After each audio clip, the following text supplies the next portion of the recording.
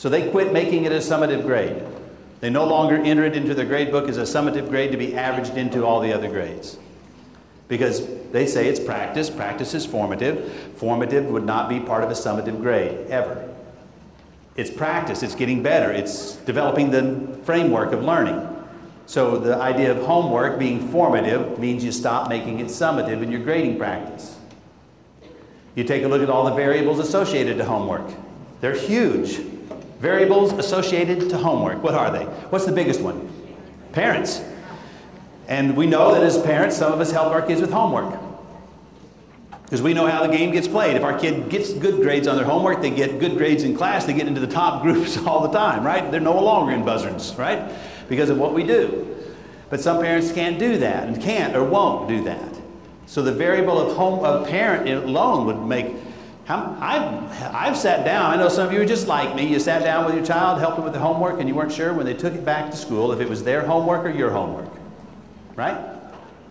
Sometimes we wonder, why is there such a disconnect? This kid does really well with their homework, but they don't do very well on their quizzes and tests. They must not, and our first answer is they must not be a very good test taker. They're getting a lot of help at home on their homework. Either that or you're totally misaligned between assessments and assignments.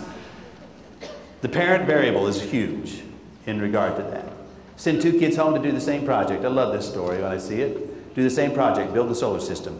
You go home, parents are there, helping you, connected to the internet. Right? They're helping you cut and paste, they're taking you to Walmart, they're buying you the kit. You don't have to search your toy box. They will, if you're lucky, they'll let you help paint the kit, otherwise they're doing it. Right? They load it on a flatbed truck, they drive it to school, it's working, and everybody goes, wow, look at that, right? I mean, haven't you ever seen some projects you go, seriously, that kid did that? I don't know. There's a lot of parent involvement. But now you go home, parents not there to help you with that. They're not even interested in the solar system, right? So they don't help you with it. You got to find, if you do the project, you're going to find the toys and your toy box, try to make a solar system. You come back to school, you're going to be graded against with his, on the same rubric. That's a too big of an assignment with too much heavy weight and too much reliance on home environment. So you would stop doing that also. And yet I'll see grades made up, 50% of the grade for that science comes from the solar system project to be done at home. PLCs means we examine, we drill deep enough, we're willing to question our current reality. We'll say, does that make sense? Does it make sense to give a summative grade to a formative effort? Learning, practice, developing the skill? No. Grades you've got to wrestle with this. In my work, I think it's a grade for a parent's information, kid's information, and your information that ought to reflect the degree to which that student has achieved your standard that you're looking for. To what level of proficiency have they moved? So achievement of a standard should be a number one on everyone's list. And you need to recognize improvement along the way, right? Recognize improvement along the way. I'm not saying you don't take into some recognition for kids, the other factors, but participation, you get 20 points for participating. What does that really mean, and how did you really measure it?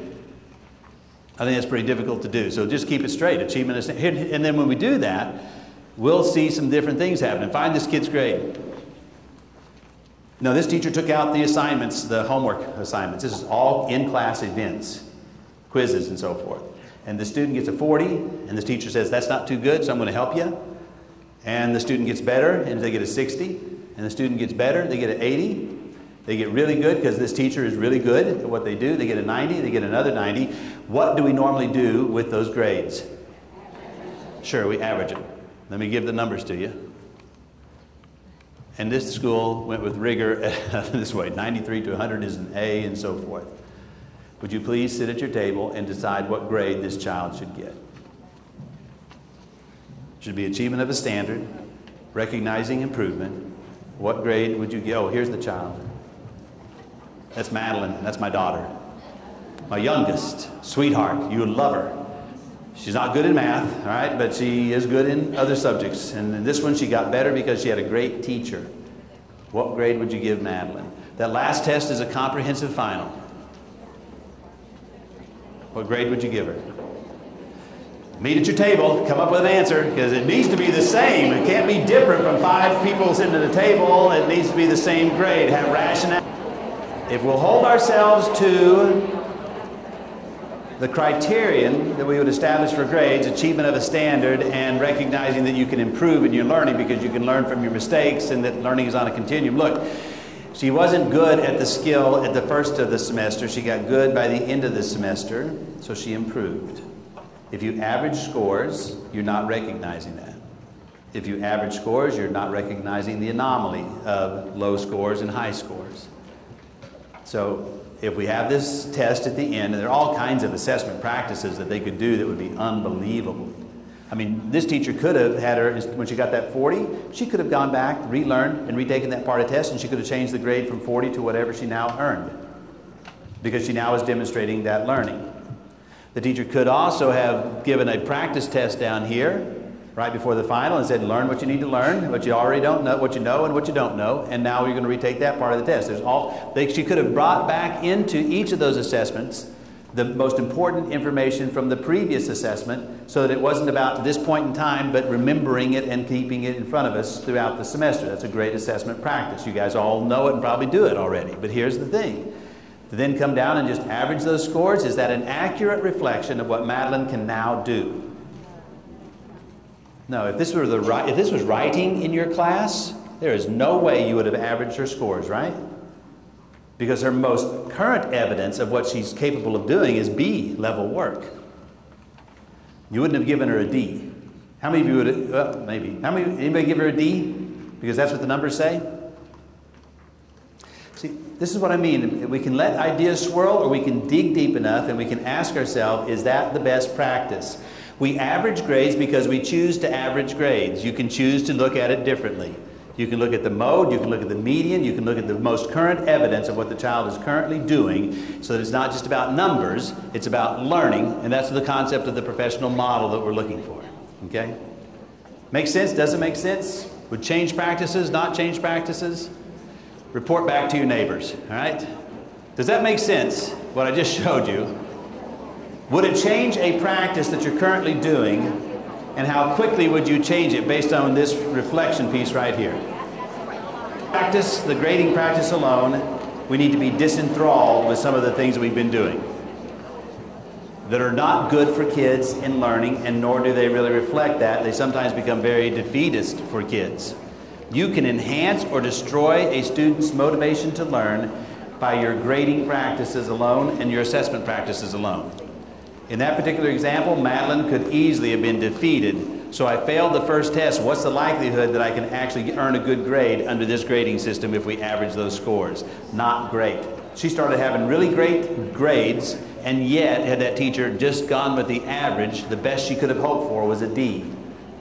That does not motivate kids. To motivate kids, I'll throw out your first one. Matter of fact, on that practice test, if you understand what on that practice test before the end of the quarter test, if you understand what it was that you struggled on the first test, I'll throw that out.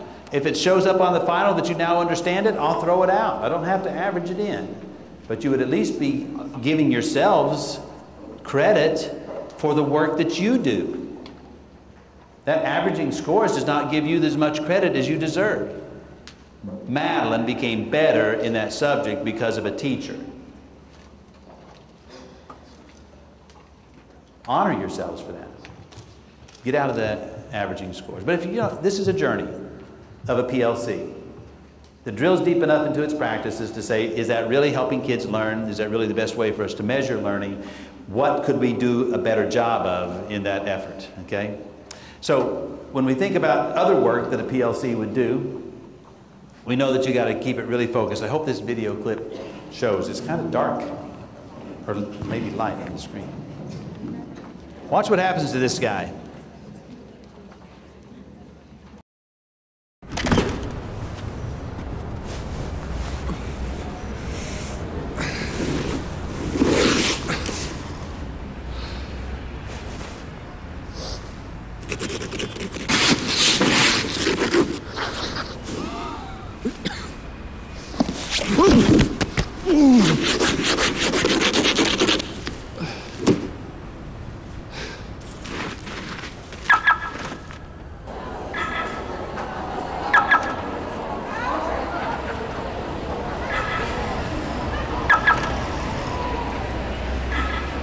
It's not about coffee, but that's a nice analogy for what sometimes happens to us, both individually when we work in isolation, but also sometimes when we're working on the wrong kind of work.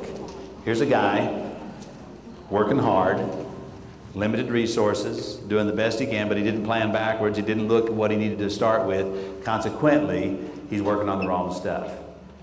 In your teams, in your school, I would contend that your best effort will always be to work on these 4 critical questions.